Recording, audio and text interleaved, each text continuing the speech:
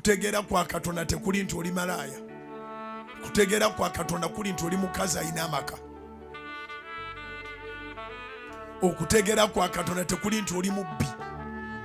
Okutegeera kwa Katonda kuli nti oli musajja omugagga eyeekoledde. Okutegeera kwa Katonda tekuli nti oli momboze.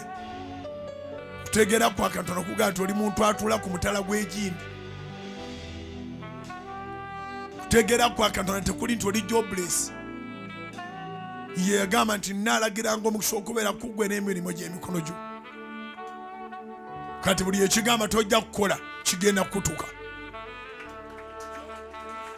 Buli ekigamba tojja kufumbirwa tojja kuwasa kigenda kutuuka. Buli ekigamba tojja kuzaala kigenda kutuuka. Buli ekigamba togenda kwevuga kigenda kutuuka. Buli ekigamba toliweebwa visa kife.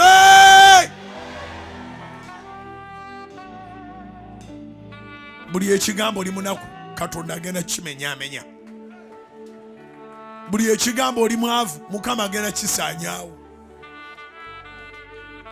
Kristo teyakufiirira osiraane.